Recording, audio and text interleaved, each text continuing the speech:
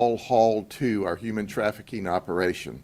Now, at the conclusion of that, we've had an event just occur at the state level, and the Secretary of the Department of Corrections has asked me to make a statement about that, so there'll be a separate topic after this human trafficking operation press release is complete. But I'm joined here today by our team members. To be ultimately successful as we have been in this operation, we simply can't do it by ourselves. It takes the police agencies and our colleagues from social services to be able to do a complete human trafficking operation, because what we're after today and every day that we do one of these operations is to find the victims of human trafficking. To do that, you have to cast a wide net, and that's what we did. We were joined by the Haines City Police Department, and Chief Greg Gork is here today with us. The Lake Wells Police Department is represented here today. The Davenport Police Department and Interim Chief Bill Schrader is with us. The Bartow Police Department and Captain Michelle Smith is with us. The Winter Haven Police Department is represented by Lieutenant Derek Blanton. Of course, we have the State Attorney's Office with Jennifer Ordonez, and I can't say enough great things about Brian Haas, our State Attorney, and his prosecutors, because none of this would be possible without the cooperation of and the support of the State Attorney's Office. But what's really, really important to us is not just that we have a police operation, because we had a successful police operation, but we're trying to identify the victims of human trafficking. And when we do, from the moment they come into the operation, we want to immediately hand them off to our social services friends and our counselors so that they can begin working with these victims of human trafficking. These are some of the most difficult victims to work with. We know there are a lot more of them that admitted, but as you can see, that we have fuzzed out the faces of several that have admitted or either we suspect. And then there's one that we had to tape over this morning that was in the county jail, who just this morning admitted to us, okay, I am a victim of human trafficking, I would like services. So our goal is to start these services the moment that they're taken into custody, and then to treat them as what they are, victims, not suspects of criminal events. I might point out, if others of these prostitutes come forward later as victims, there's specific law in the state of Florida that's really terrific that causes us to go in and eliminate all evidence of an arrest, photographs, reports, court actions, and they're treated as a victim.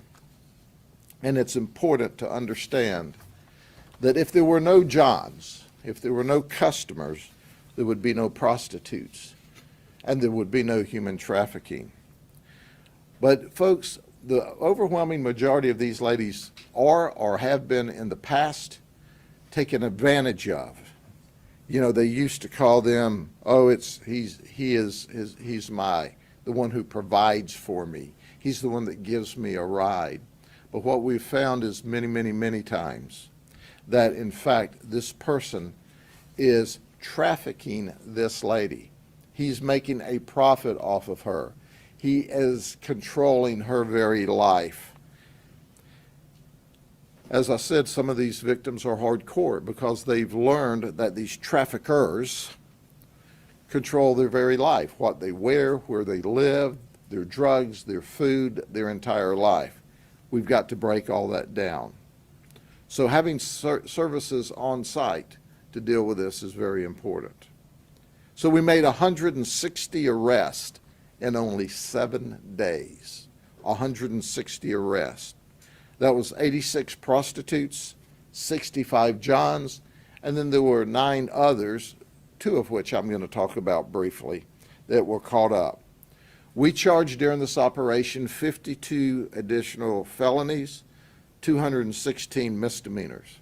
But of this group of folks that we see here today, they had already amassed collectively 419,000 or 419, I want to say thousand, but it's 419 previous felonies. You would think I'd learn to read this, okay? There's not zeros at the end of it. 419 previous felonies, 619 previous misdemeanors. So many of these people were already well known to the criminal justice system.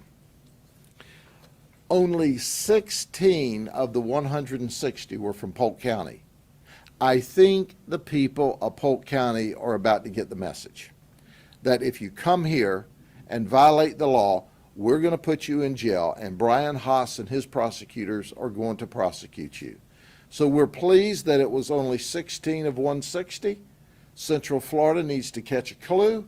If you come here to commit crime, you're coming here to go to our jail.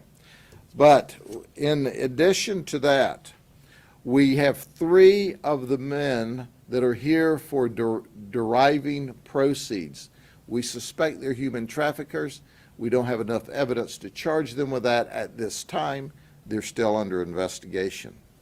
But as we start with our folks that we're going to show you today, our cards, I want to start with a blank card.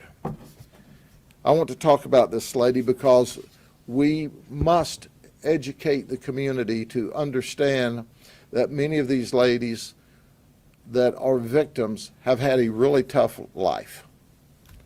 And we're trying to break the cycle. This particular lady was the victim. She walked into our undercover operation. She was 10 weeks pregnant.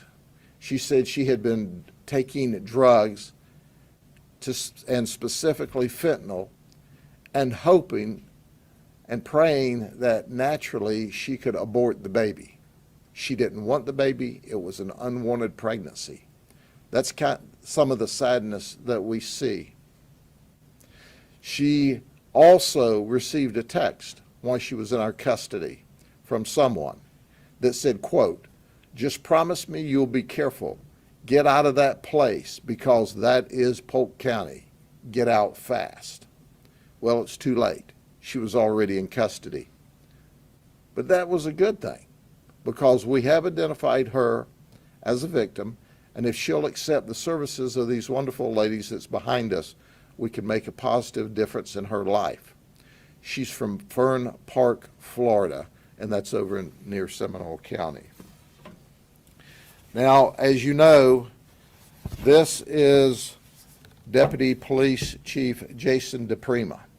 We talked about him earlier this week because it had leaked out to the media, and they showed significant interest because he's the Deputy Chief of Police in Cartersville, Georgia, where he managed to embarrass his organization, himself, and his family.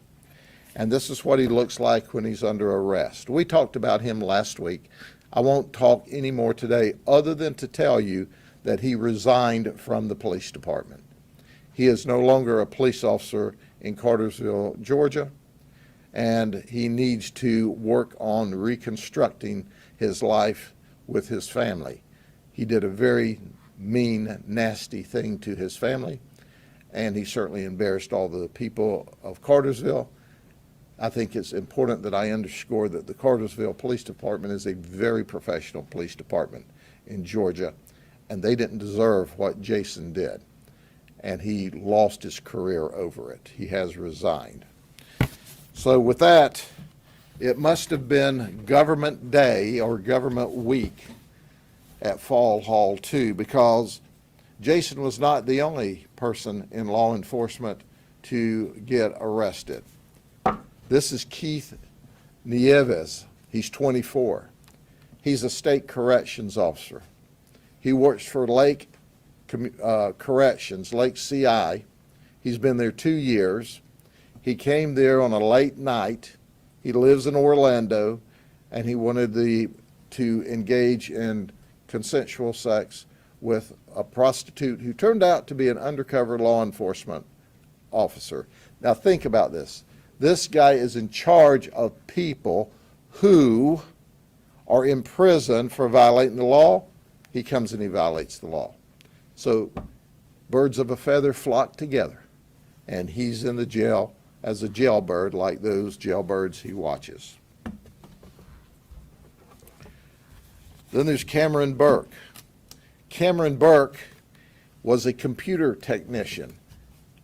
Formerly, okay, let me underscore formerly, he was at Oak Ridge High School. He's 41 years of age. Oak Ridge High School is in Ocoee or Orange County, Florida. Interestingly enough, listen to me, you can't make this stuff up. He was out on bond from having sex with a student, a mere child. Yes, that's right. He had sex multiple times with this child at school, in his office. He was arrested in March of this year. So he's bonded out. He's got some hugely serious criminal charges pending against him in Orange County. And guess what? How much of a difference did that make? Not a lot. He's on dating websites, and he comes to the undercover op saying, I want to engage in sex with 2 women for $200. Well, when we arrested him, then he becomes an emotional wreck. Oh, I can't do this. I'm out on charges. Well, dude, why didn't you think of that ahead of time? Of course, you only had 3 brain cells. He didn't care until he was caught, and then it was serious. Well, what about that little girl you sexually battered at school in your office where you were a computer tech?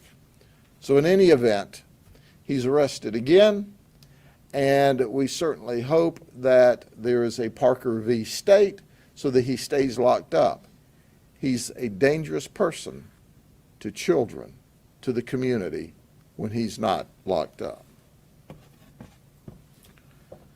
Well, you know, teachers sometimes have to be taught a lesson. There you go. There's your teacher, Carlos Gonzalez. He's 36. He teaches at New Dimensions High School in Osceola County. He teaches math. And he came for 1 hour with 2 ladies, and he was willing to pay $200. But he obviously didn't think through this very well.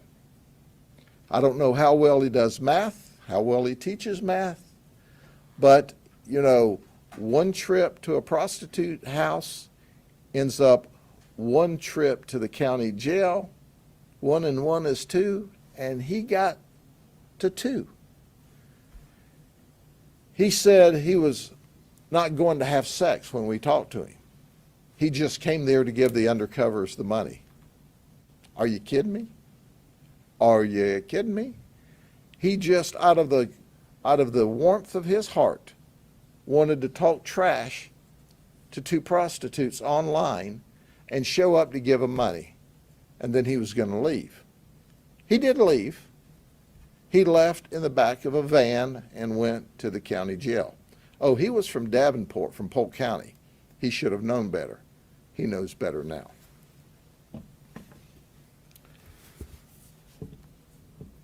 Guess who this guy is? School teacher. Got us another one. Yep, John Layton. He's 26.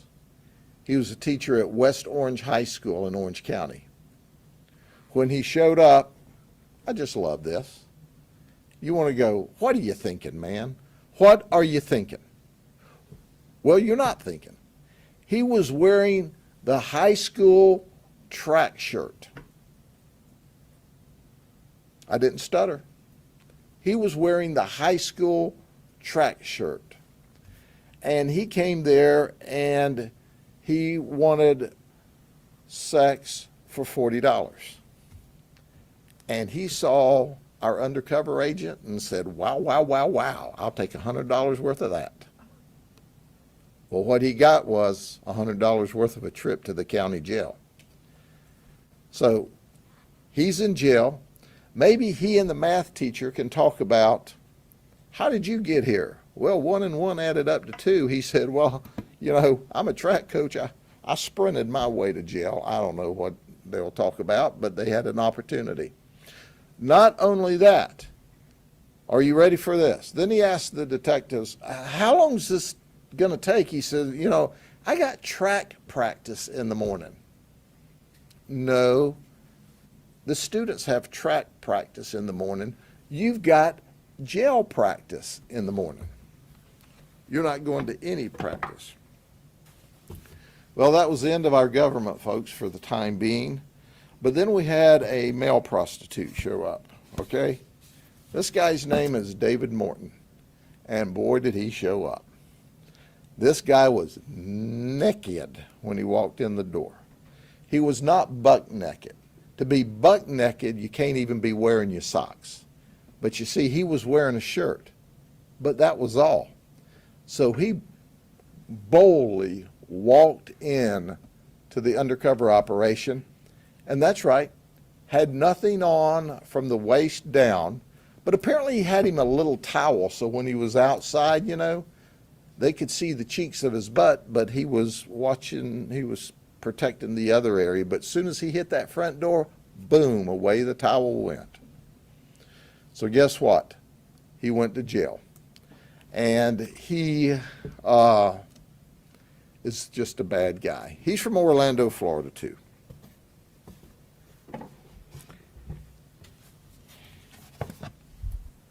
And then there was John Glass. John Glass is 61 years of age. He's from Verona, Kentucky. But he has a vacation home in Kissimmee. His wife was in Kissimmee at the vacation home when he eased away and showed up at our undercover operation. I don't know if he showed up on time or not, like his pizzas, because he owns Domino's pizza franchises in Kentucky.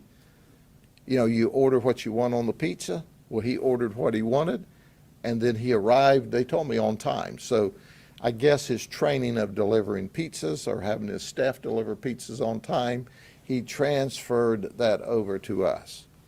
But listen, we didn't give him any pizza. We don't serve any pizza at the jail, but certainly he felt like he had gone through a pizza oven by the time he had gotten arrested, got to go to jail. But he was an honest sort of Domino pizza franchise owner. He said, well, I've done this 4 times in the past. Well, have you discussed this with your wife? Did you get her permission? Did she say, go, boy, go? Apparently not. So he told her, he says, I'm paying for an hour of sex, but I think 15 minutes is all I'll need. He's just going to give her a tip, I guess, kind of like the pizza delivery guy.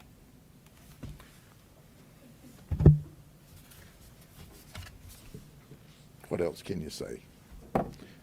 This is Guillermo Perez. He's 57. Now, where would we be with an undercover operation and no Disney employees? Oh, yes, we always have Disney employees. He's a bellhop at the Coronado Springs Resort on Disney. He's from Winter Garden. He confessed, and he said, you caught me. Well, he wasn't by himself. This guy is an independent photographer. He does not work for Disney, but he's contracted by Disney. He came there not to take photographs, but to engage a lady of the evening. But he's a nice guy. He brought sour Skittles for the undercover. He's from Orlando. He's from Winter Garden. Maybe when they get out of jail, they could like Uber back to Orange County together, you think?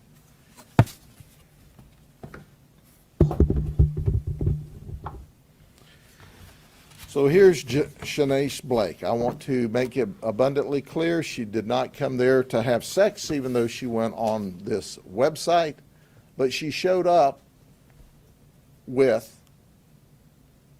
you're not going to believe this, a pound of marijuana to sell. That's right, $1,900 she sold a pound of marijuana.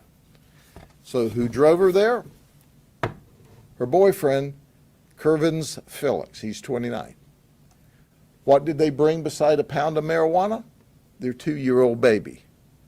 no car seat, not secured, but a 2-year-old baby, brought a 2-year-old baby with them. That's not cool. So both of them went to jail. The 2-year-old baby was recovered and is on the way back to the family. Then there's Ariel Palmore. She really likes our undercover operations. She loves visiting with us at our operations. In fact, she loves us so much, she showed up in our March Sadness arrest earlier this year. And then she came back for our fall haul too. We look forward to seeing her again in our next operation because she's kind of gotten used to being arrested by us if she's out of jail.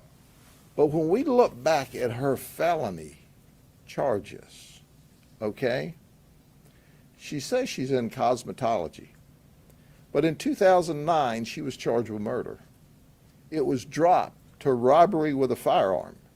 She got a year and a month and 6 years probation.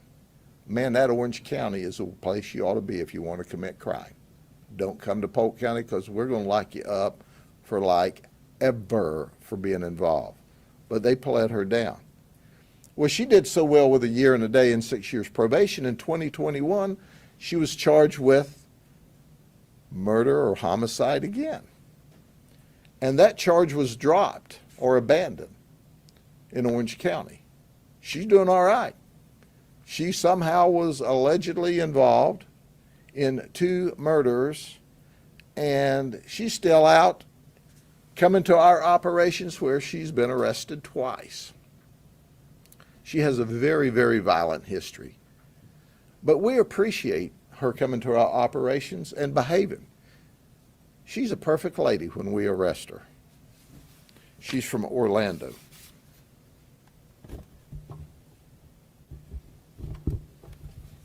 Our next one, where would we be without an alleged gang member? That's right, he says he's a member of a gang. He's from St. Cloud over in Osceola County. He said he was supposed to be the prostitute in this event, and he came over to engage in sexual conduct with a lady, ostensibly, while the husband watched. Surprise. That's not what it was. It was a sting, and you got stung on your gang rear end. When we arrested him, he was armed with a handgun in his waistband. Newsflash, he's a convicted felon. He's not supposed to have firearms, but he had one. He has a history of violent and nonviolent past. Now, folks, our goal is to try to send him to prison for carrying a concealed firearm by a convicted felon. Not only the charges that he has in front of him. So today, we have asked our colleagues who would like to present. Our police chief said, hey, Sheriff, you got it. But we do have the opportunity to hear from Jody Domain. She's from One More Child. And there's representatives that were at the operation from Heartland for Children, Children's Home Society, DCF, Amanda Wilson. She said she's not going to talk. Saleha Freedom was with us, and Dr. Marianne Thomas from My Name, My Voice. So we'll start with Dr. Thomas, and then next Jody Domain will speak. Thank you. Hi, my name is Marianne Thomas, and I am with the organization My Name, My Voice. And just first, thank you to the sheriff for inviting me back again to do this operation, along with the fine men and women who conducted it. It is so important that we are able to do this, that in that first instant that a victim is identified, that we are able to immediately stand alongside that victim and sit with them through questioning, help them along their path of talking to police and being able to walk out of that life. Thank you to all of the PDs that also showed up and lended a hand. I worked with some amazing people this time. I have to say these operations are better every time. I'm proud to be a part of it. I saw people who are detectives or officers for different organizations come and ask me about victims from previous operations and how they are doing. I saw people come in this operation and come and say, I see something, I feel something is off here. Can you come check it out? And I was able to immediately go and talk to that person and see if they needed help. And so I'm so proud to be here. And if you're someone who I met on this operation and you were under arrest and you were there to sell yourself, I just want to remind you something you heard me say that night. You don't have to do this. You can do something different. I am standing here saying it can be done. And so please, you are given a packet of paper with different phone numbers. Call one of them. If you don't get the answer you need, call the next one. But please make those calls. And if you're someone who was arrested for purchasing a person, that's not okay. Okay? We don't buy people. That's not okay. And so I'm sorry we had to meet like this, but I'm really glad that we do this because I really hope you have learned a lesson here. Thank you so much. Okay. Jody? Thank you, Sheriff Judd. My name is Jody Domingue. I'm the Executive Director of Anti-Trafficking at One More Child. One More Child is a nonprofit organization that served over 320,000 children and families last year by coming alongside foster children, hungry children, struggling families, single moms, and trafficked children and adults. We've worked these human trafficking operations with the Polk County Sheriff's Office and the various agencies represented here today, and every single time we are able to identify several potential victims of human trafficking. But what we also know is that everyone that walks through those doors to be purchased, after we sit down and we hear their stories, they have had histories every single time of being abused and being sexually exploited. So our teams, made up of advocates, peer mentors, and mental health counselors, are able to come alongside of them immediately to offer life-changing services that begin the restoration process immediately. So we're going to ask this. If you have children in your life, because we know now more than ever, children and young adults are susceptible for being trafficked and sexually exploited, please be involved in their lives. Find out who their friend groups are and what their friend groups are doing. Find out what they're doing on the internet. Check out their social media apps, monitor them, find out what websites they're frequenting. And please learn the signs to identify human trafficking and grooming. And once you identify it, please intervene by reaching out to the Polk County Sheriff's Office and your local law enforcement agency, and if it's a child, DCF, Department of Children and Families. If you would like more information on how to identify the signs of grooming and human trafficking or how to intervene, please contact us at onemorechild.org. I just want to thank Sheriff Judd and the Polk County Sheriff deputies, the various agencies represented here today. As Dr. Marian Thomas said, and we echo, it is of excellence, and how they are treating potential victims and those that are exploited is just bar none. They are now very, very advantageous about getting these services implemented immediately. So thank you all for your time, and thank you for your service. Once again, our goal is to rescue these young ladies, and the Johns need to know we're going to have other operations, and we're going to lock you up. And there is a mandatory $5,000 fine that goes with a conviction. And we are going to go after people who go after these ladies who have been trafficked, these prostitutes, these victims, all whatever status they claim in life, we're going to go after them. And the reason we're going to go after the Johns is because we know the vast majority of these ladies that aren't cooperating are in fact victims, and we're not going to give up on these ladies who we believe are victims either.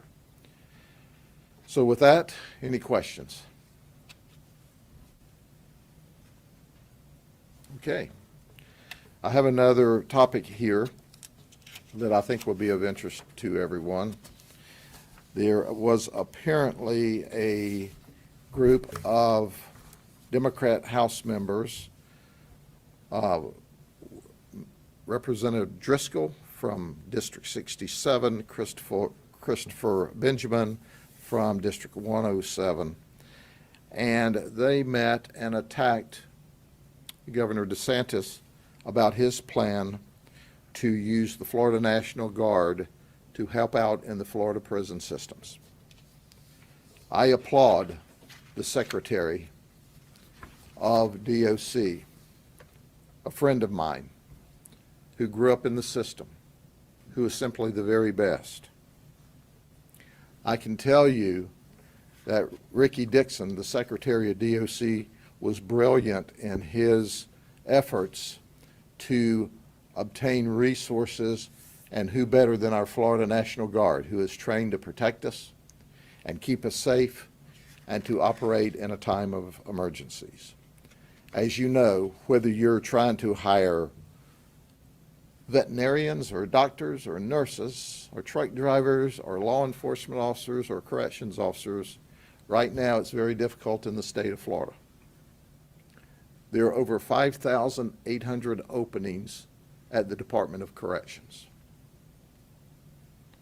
I can tell you clearly and unequivocally, neither the Secretary Dixon, or me, or the Governor will allow violent criminals to be released from the prison system to prey on the people of the state of Florida and our tourists that visit. Our system is a forgiving criminal justice system for those that make mistakes. Statistically, of every 100 people that are arrested this year, only 4 will go to the Florida prison system for any period of time. And the reason that they go at all is because they're dangerous, they're violent, or they've got a huge history of violating the law and victimizing people. So while these representatives threw bombs and allegations, they had no solutions. They could have stood up today and said, gosh, let's help the Department of Corrections. Please send your loved ones to be corrections officers. It's a tough job. But you know what? The people who work in the Department of Corrections every day are the ones who make it safe for us in Florida. Our crime rate's low, and it's going to continue to be low. But if they suggest for one moment that letting people out of prison is a solution, they're barking up the wrong tree. If they want a Portland, Oregon, or a Seattle, Washington, or a Washington, D.C., or a Chicago, or a New Orleans, or a Detroit, or a San Francisco, or a Los Angeles, move there and run for public office. But understand one thing, in the state of Florida, people are safe, we're thriving, people love to come here on vacation, people are moving here by the droves because it's a safe community and a great state. I applaud once again our Secretary Ricky Dixon and all the hardworking men and women that work so hard every day in this very difficult job. So unlike Representative Driscoll and all that group, I want to encourage you to send your loved ones to apply to work at the Department of Corrections. It's noble. The governor, in fact, just authorized and the legislature approved a huge pay raise for the Department of Corrections, and they're hiring people as we speak and having great success. But they've got to fill in the gaps in the meantime. So Secretary Dixon, it is really impressive that you thought of this and that the governor approved it. And the reality of it is these folks are going to be working in support positions for the experts that are going to be hands-on with the inmates. Shame on you for standing up and throwing rocks and throwing bombs without solutions. Shame on you. You're not part of the solution. You become part of the problem when you do that. It's no time for politics. We don't mix politics with public safety. We keep the community safe. We don't care how you're registered or if you're registered, but people are going to be safe in this state. And I just apologize. I just really appreciate the Department of Corrections for the work that they do. Are there any questions about that? Okay. If that circumstance needs more bad mouthing later on, y'all just let me know. I'll be here all day long. Take care.